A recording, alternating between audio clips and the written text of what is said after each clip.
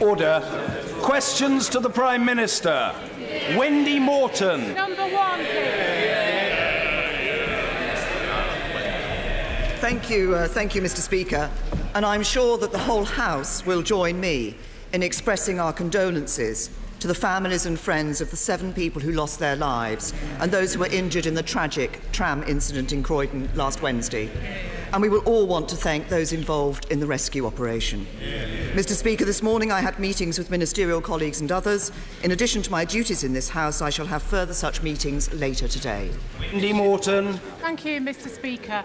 Would the Prime Minister join me in welcoming today's news that the unemployment rate has fallen to 11%?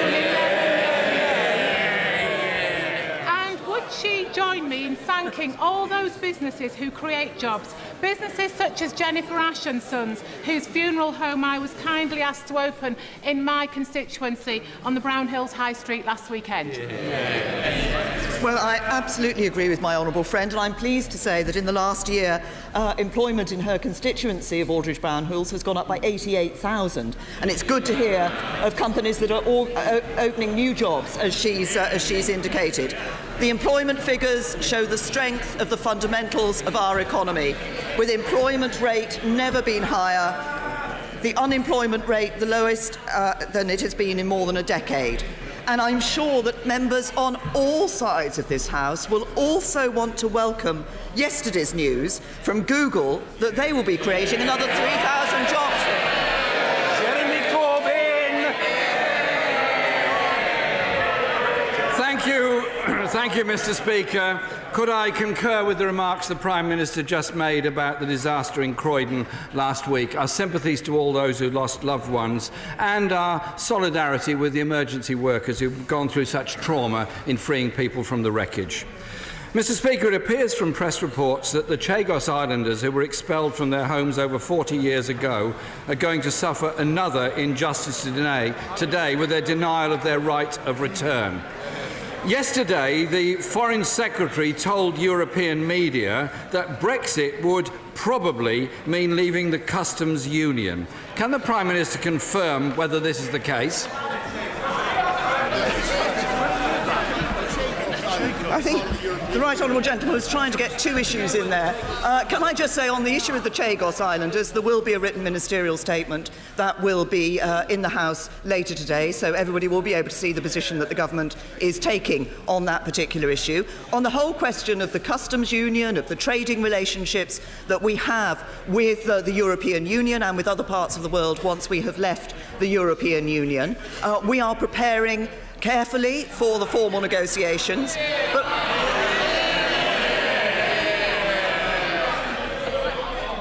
we're preparing carefully for the formal negotiations. What we want to ensure is that we have the best possible trading deal with the European Union once we have left. Jeremy Corbyn. I asked the Prime Minister, actually, about the Foreign Secretary's remarks about leaving the customs union. He's only a few places down from her. Mr. Speaker, would it be in order for the Foreign Secretary to come forward and tell us what he actually said?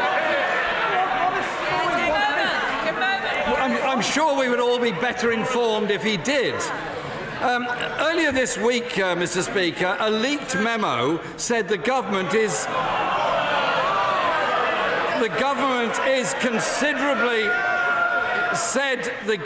considerably short of having a plan for Brexit. No common strategy has emerged, in part because of the divisions within the cabinet.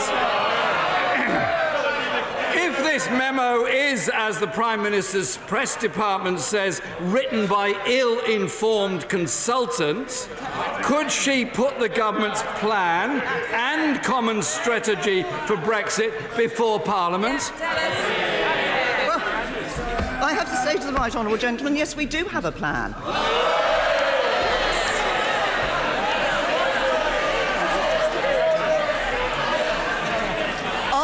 Is to deliver the best possible deal in trading with and operating within the European Union. Our plan is to deliver control of movement from people from the European Union into the United Kingdom. Our plan is to go out there across the world and negotiate free trade agreements around the rest of the world. And this government is absolutely united in its determination to deliver on the will of the British people and to deliver Brexit. His shadow cabinet can't even decide whether it supports Brexit or not. Jeremy Corbyn! Well, the word doesn't seem to have travelled very far, Mr. Speaker, and I have to say I sympathise with the Italian government minister this week who said about her government, somebody needs to tell us something, it needs to be something that makes sense. Isn't the truth that the government is making a total shambles of Brexit and nobody understands what a strategy actually is?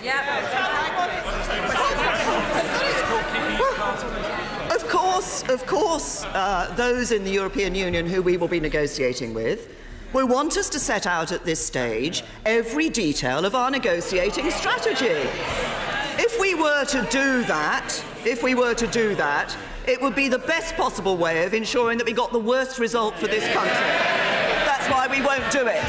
Jeremy Corbyn! Well, talking of worst results, Mr. Speaker, the Foreign Secretary has been very helpful on this week because he informed the world that Brexit means Brexit. We didn't know that before.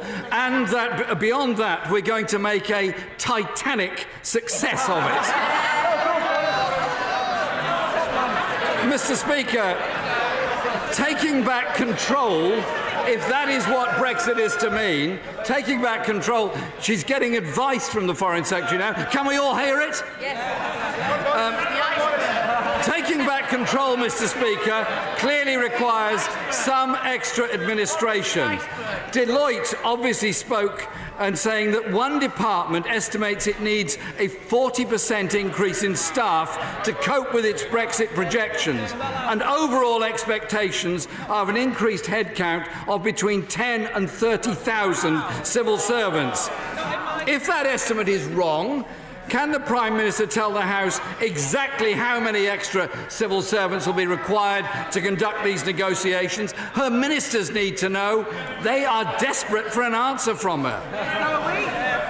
Well, I repeat for the right honourable gentleman, we are doing the preparations necessary for the point at which we will start the complex formal negotiations with the European Union.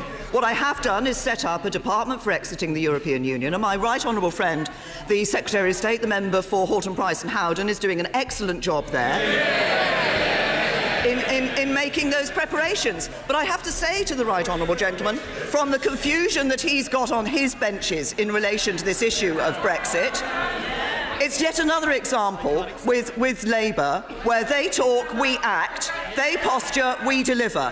We're getting on with the job, he's not up to the job.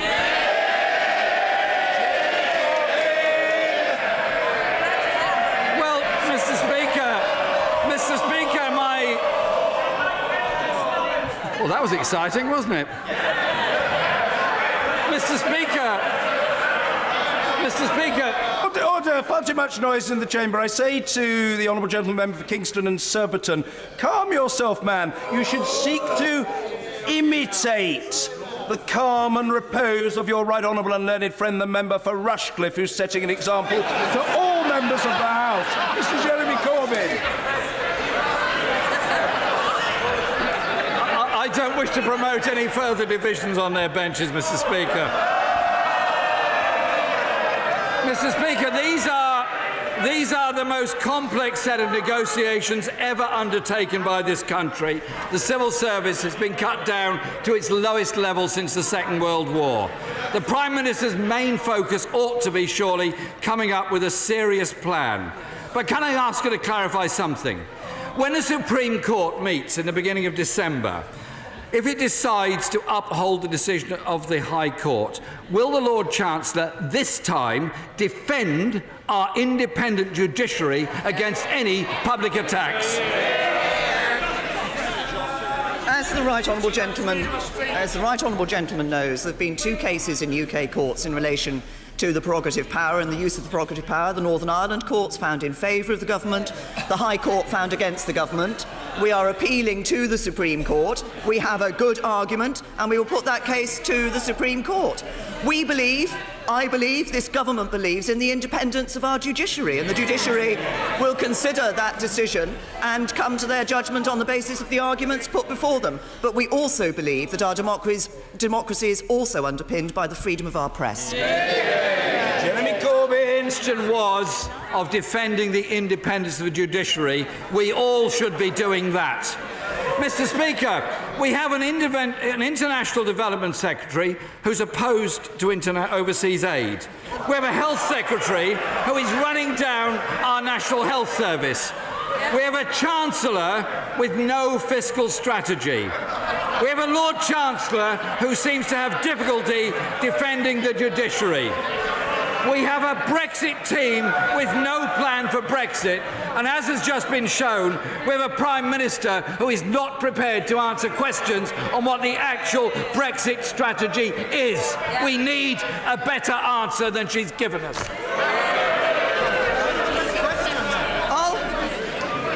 I'll tell the right honourable gentleman what we've got. We've got an International Development Secretary delivering on this government's commitment to spend 0.7% of GNI on international development. We've got a Health Secretary delivering on £10 billion extra funding for the health service. And we've got a Chancellor of the Exchequer making sure we have the stable economy that creates the wealth necessary to pay for our public services. But what we certainly have got is a leader of the opposition who's incapable of leading.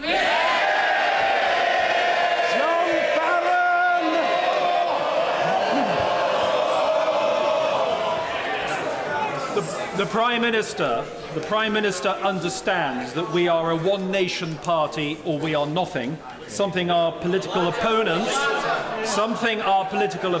consistently underestimate to their cost. With the autumn statement next week, will she continue to pursue this agenda with all the resource and vigour she can muster, and that including increasing significantly further the personal allowance so the lower paid disproportionately benefit? Well, can I? It's always interesting to hear the thoughts of the Honourable Lady, the member for Slough, but they should not be articulated from a sedentary position, and they will have to wait for another occasion. We're grateful. The Prime Minister. Thank you, Mr. Speaker. Before I answer my honourable friend's question, may I wish his wife all the very best in the treatment that she is going through at the moment. The thoughts of the House are with her.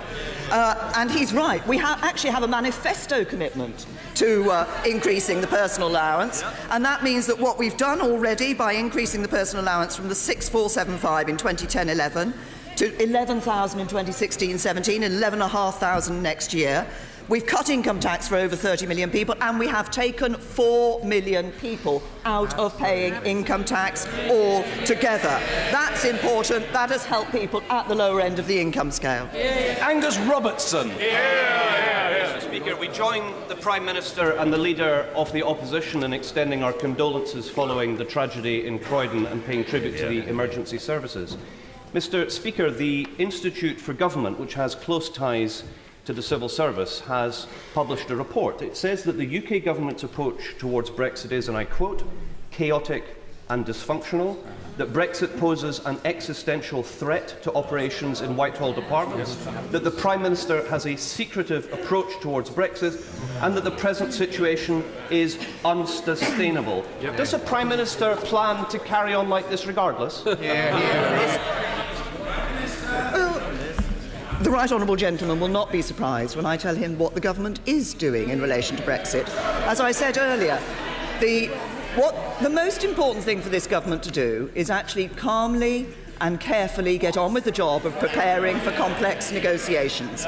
And one of the most important things we can do is make sure that we're not giving a running commentary on those negotiations and on our stance, because that would be the best way to get the worst deal for this country. Angus Robertson. On the day that we hear that post-truth has become the international word of the year, we have a running commentary from the Foreign Secretary. He is prepared to tell the media in the Czech Republic that the United Kingdom is likely to leave the EU customs unit post-Brexit but still wants to trade freely afterwards.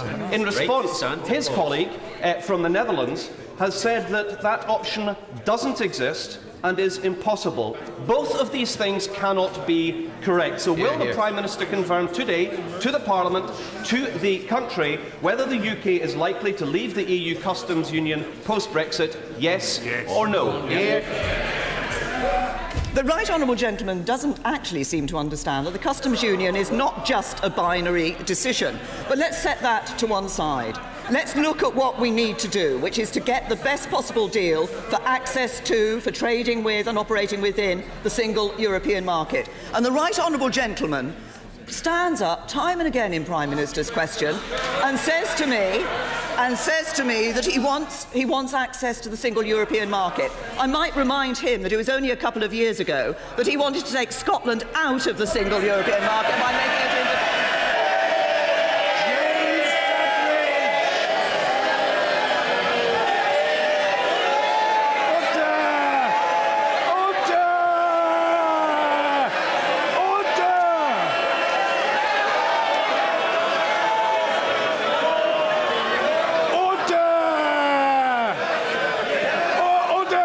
Mr. Doherty Hughes, you're in a very emotional condition. I normally regard you as a cerebral denizen of the House. Try to recover your composure, man. James Duddridge. Thank you, Mr. Speaker. In Southend, crimes such as burglary and vehicle theft are down, but knife crime is on the increase, particularly perpetrated by drug dealers and drug users. Can my right honourable friend confirm this will be a priority for Her Majesty's government? And specifically, is there anything more my right honourable friend can do to help police crime commissioners such as Roger Hurst in dealing with this very big challenge? Well, I thank my honourable friend for raising an issue that is very important for everybody in this House.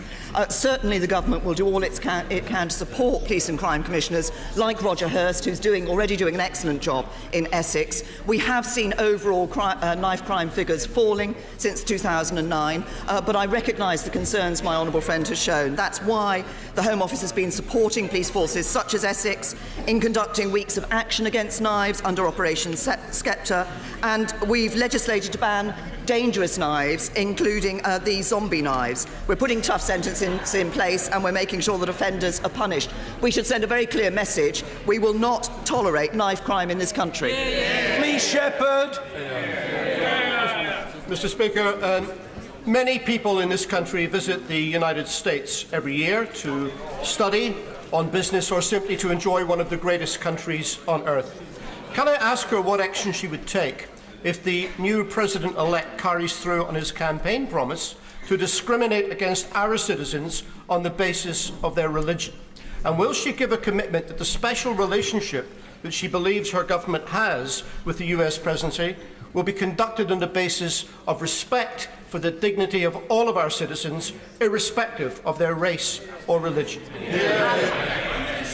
Yes, I'm happy to say to the honourable gentleman that the special relationship we have with the United States is very important, I think, for both the United States and the United Kingdom. We will be continuing to build on that special relationship. That was very clear from the conversation I had with President-elect Trump shortly after his election as President-elect. But we, of course, want to ensure the dignity of our citizens. It is up to the United States what rules they put into place in terms of entry across their borders, but we will be ensuring that that special relationship continues, and continues in the interests of both the UK and the US.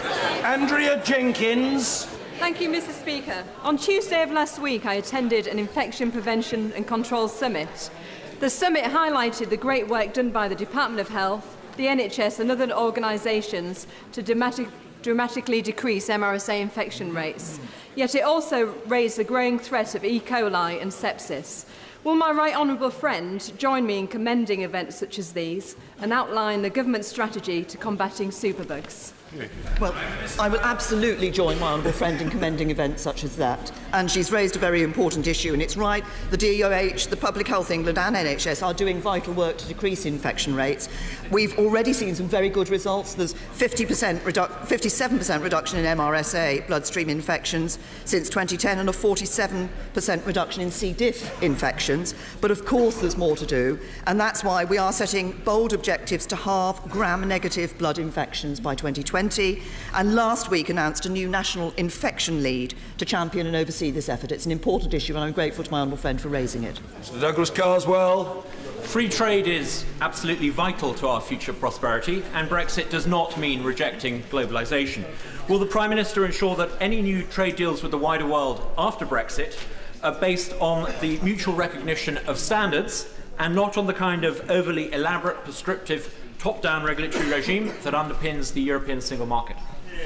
Well, first of all, may I welcome the honourable gentleman's support for free trade. He's absolutely right that as we come out of the European Union, we will be looking for those opportunities to develop trading relationships around the world, to develop flexible trading arrangements around the world, which are those that suit the United Kingdom. With the strength of our economy, I believe that we can go out there and really be a global leader in free trade, and I welcome the honourable gentleman's support for that.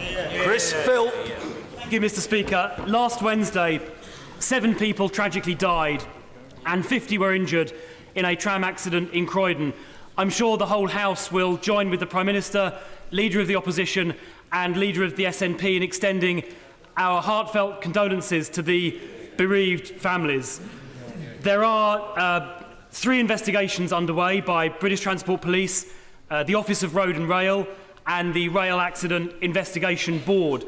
Can the Prime Minister assure the House and assure the families that any recommendations to improve safety on trams in Croydon and across the country made by those investigations will be rapidly implemented by the government?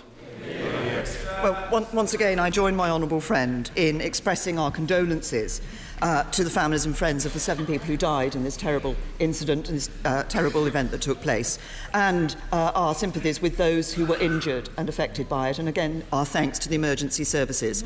It is important that we allow these investigations to continue, that they are able to come up with their recommendations in due course, and we will of course look very seriously at those recommendations. We can never be complacent about safety and security on these sorts of issues. We do need to make sure that if there are lessons to be learned, that they are indeed learned. Closed question, Mr. Neil Gray. Number 4, please, Mr. Speaker.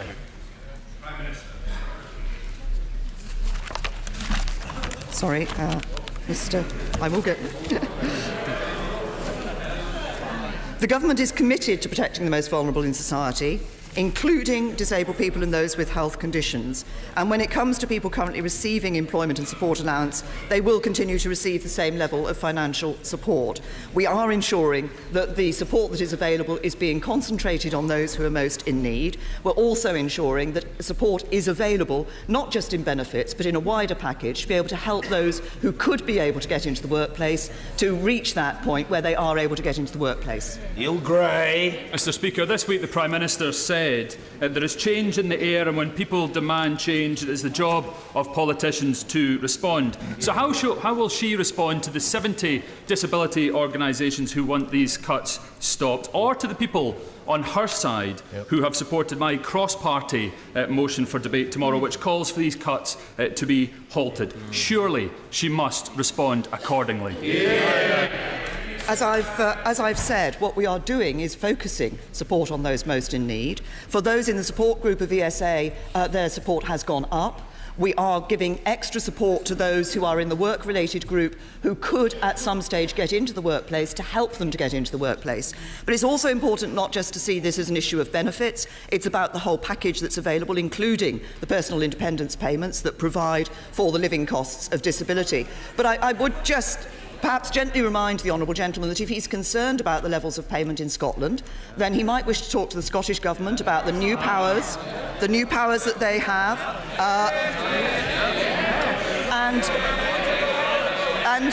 and whether they intend to use those new powers and how they would fund them. Mr. Richard Bacon. Mr. Speaker, following the election of Mr. Trump, And given the very welcome progress made in our society, both by women and those from ethnic minorities, what message of reassurance does the Prime Minister have for fat, middle-aged white men who may feel that we have been left behind?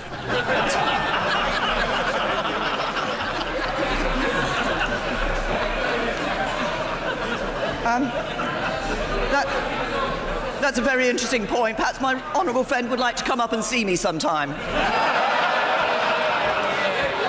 Lucy Powell! Thank you very much, Mr. Speaker. In their State of the Nation report, her Government Social Mobility Commission today issued a damning verdict on progress. Things are getting worse. They concluded that the key drivers of social mobility, quality in early education, narrowing the educational attainment gap, and access to work and housing are all going backwards under her watch.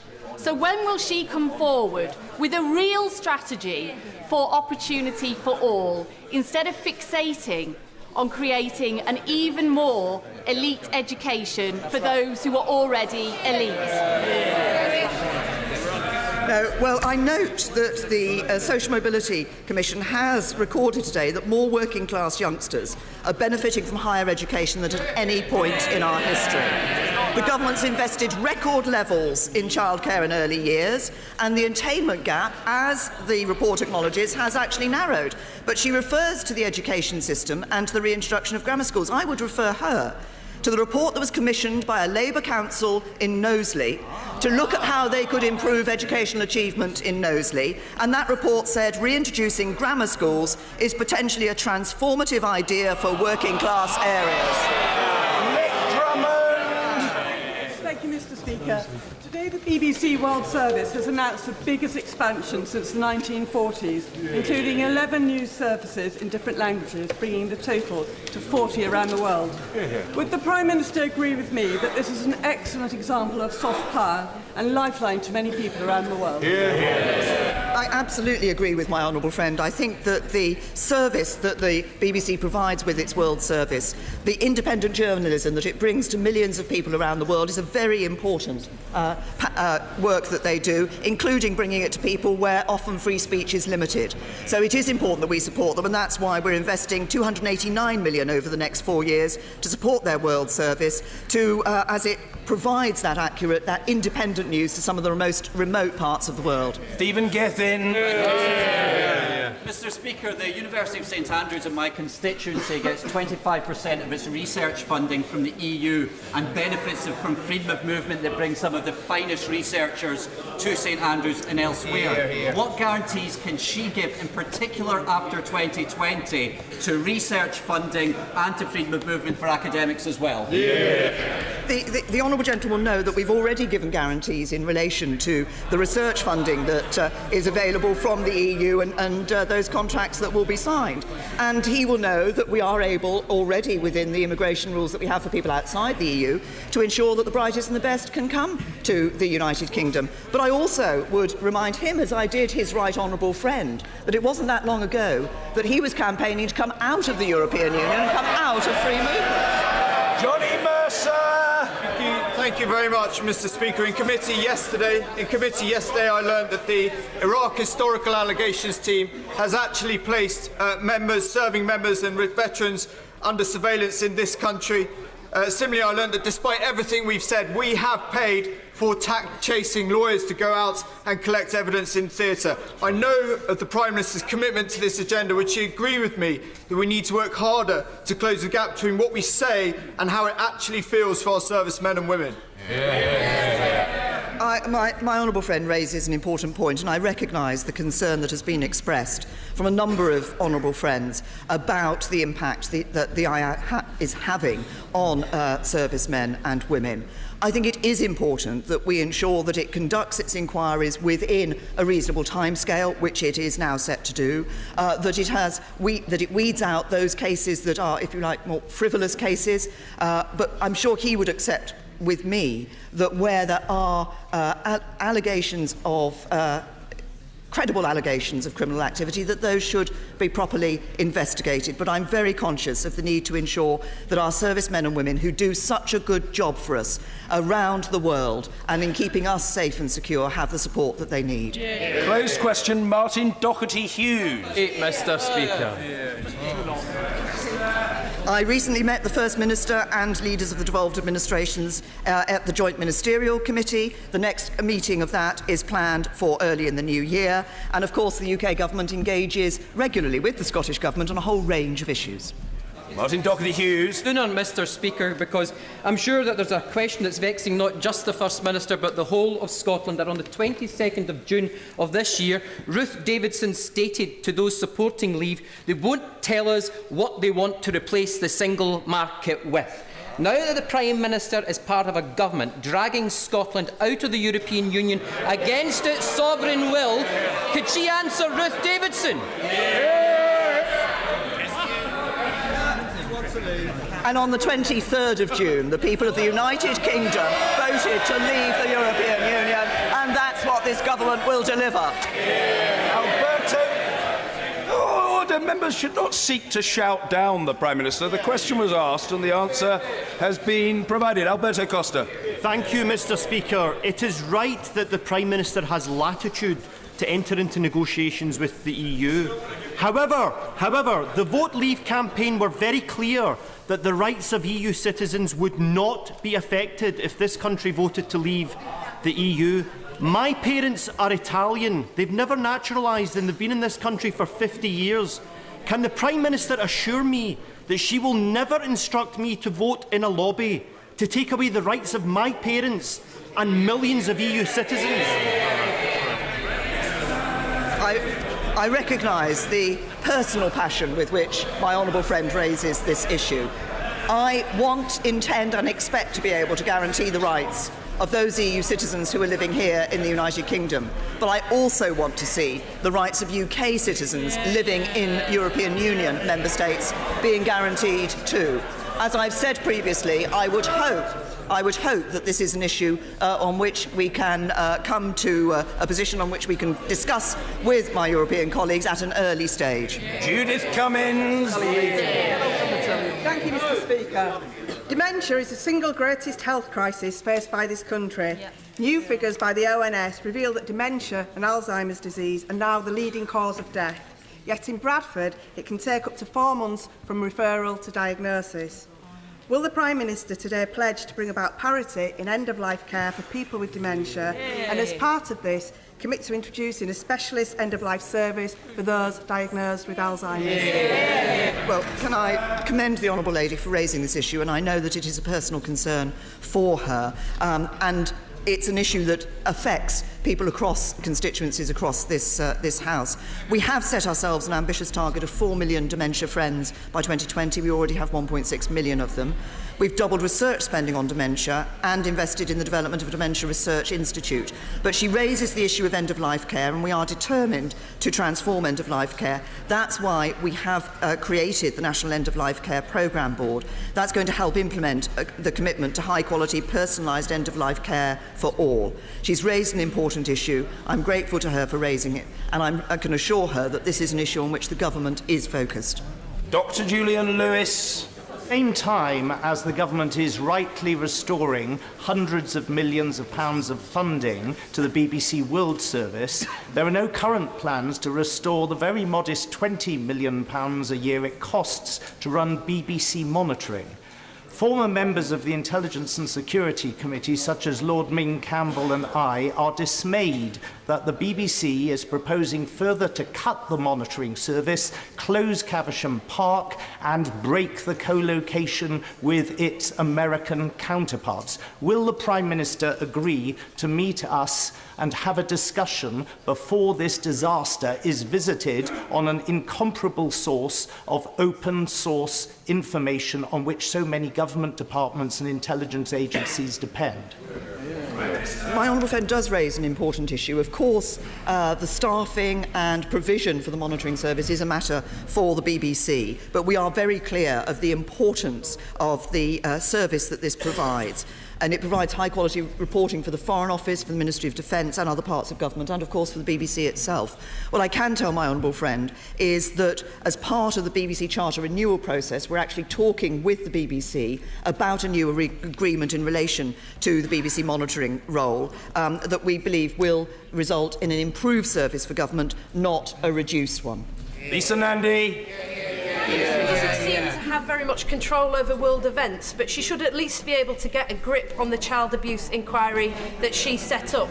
In 2 years, it's lost not only 3 chairs, but now 8 senior lawyers, the latest citing further concerns about competency and leadership.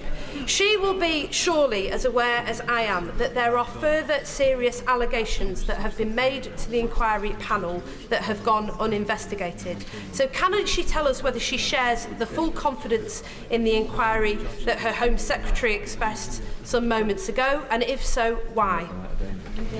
Well, I recognise the importance of this issue to the Honourable Lady. It's one on which she has campaigned, and she champions the cause of those who are... She champions the cause of the victims and survivors. And of course, like her, it is the victims and survivors that we must always keep at the forefront of our minds. That's why it's important that this inquiry is able to continue. And I agree, this point was made this morning by her Right Honourable friend, the new chairman of the Home Affairs Select Committee. We owe it to the survivors and victims for the inquiry to continue. And I have to say, having seen the work that Professor Alexis Jay has done in the Rotherham inquiry that she undertook, I have absolute confidence in her ability to undertake this inquiry. Nigel Evans. During the election in the United States, President-elect Trump stated that Britain shouldn't be at the back of any trade queue, but should be at the front of any trade queue. Now he is elected president. What action will her government be taking to ensure that the already very good trading conditions between the USA and the United Kingdom further improves? My honourable friend is absolutely right. I mentioned earlier in answer to a previous question the special relationship between the UK and the USA.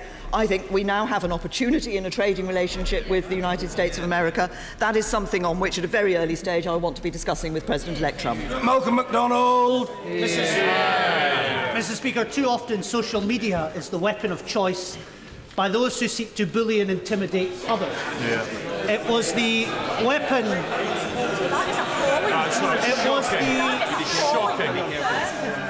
It was the weapon of choice used against my young constituent, Declan Duncan, when his bullies tried to literally run him out of his own hometown, making his life a misery. Will she agree to meet with Declan and I to discuss how companies like Facebook and Twitter can be held to account for their platforms being too easily used by those trying to harass and bully others? Well, the honourable member raises an important issue. Social media is overall a good that is used for good intents. It's even used by political parties sometimes for their campaigning and other ways. But I have to say to the honourable gentleman, and he raises an important point, which is it can also be abused and ill-used by people who wish to bully others. And there are members of this House who have suffered significantly as a result of bullying and trolling on social media. The Home Office is well appraised of this as an issue, has been over the years. I did when I was Home Secretary, talking to the companies about the responsibility that they have in relation to this. I think this is an issue that is best addressed by the terms and conditions of the companies themselves, and I'm sure the Home Secretary has listened very carefully to the point that he's raised. Mr. Philip Davis. Thank you, Mr. Speaker. In the teeth of opposition from the Conservative Party at the time, the last Labour government changed the law to make sure that all prisoners were released halfway through their sentence, irrespective of whether they'd misbehaved in prison or whether they still posed a threat to the public, something which must have contributed to the upsurge in violence in our prisons. Does the Prime Minister agree with the last Labour government that prisoners should be released halfway through the sentence, irrespective of how badly they behave or irrespective of what threat they pose to the general public? Or does she agree with me that this is an outrage, flies in the face of public opinion and must be reversed? I think the important point, as my honourable friend indicates, is that when decisions are taken about the release of prisoners, there is proper consideration of the impact that that release will have on the wider community. That's why this is an issue that has been looked at. I can assure him when I was Home Secretary that this was an issue that was of concern. But it's not just about the conditions under which prisoners are released. It's actually about how we ensure that we have measures in place to rehabilitate ex-offenders, which is why the work that has been done by previous Justice Secretaries and is being continued by the current Justice Secretary is so important to ensure that we reduce reoffending by those prisoners who are released. Can the Prime Minister confirm or deny if there have been any official conversations at any level regarding giving Nigel Farage a peerage?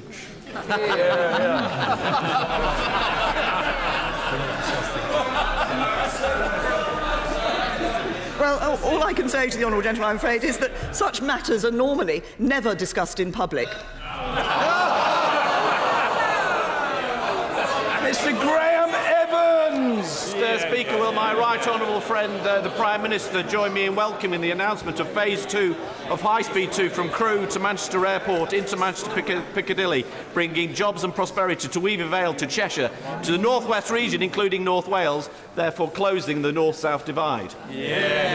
Well, I know my honourable friend has championed the cause of HS2 for a long time. I think it's absolutely right. I welcome the announcement, the government's announcement on this. It shows we're willing to take the big decisions that actually will help support communities and support our economy, and crucially, as he says, for HS2, support the economy in the part of the country that he represents. Albert Owen! Very much, Mr. Speaker. The very special relationship between the UK and the Republic of Ireland has flourished over the years.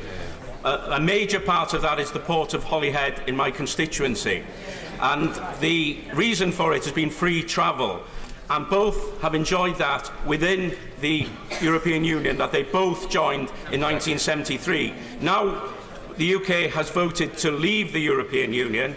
Can the Prime Minister assure us that there will be no extra barriers in Welsh ports so that could threaten trade, threaten tourism, and threaten that very special relationship? The honourable gentleman refers to the free movement arrangements being in place since 1973. Of course, actually, the Common Travel Area was started 50 years earlier in 1923. So it is for some considerable time before we were in the European Union that Common Travel Area existed. But I will repeat what I've said in this House before when asked about this issue. We are working with the government of the Republic of Ireland, with the Northern Ireland Executive. We're very clear that we don't want to see a return to the borders of the past. We do want to ensure that we recognise the importance that those movements, both of trade and of people, are to both sides of that border. Order.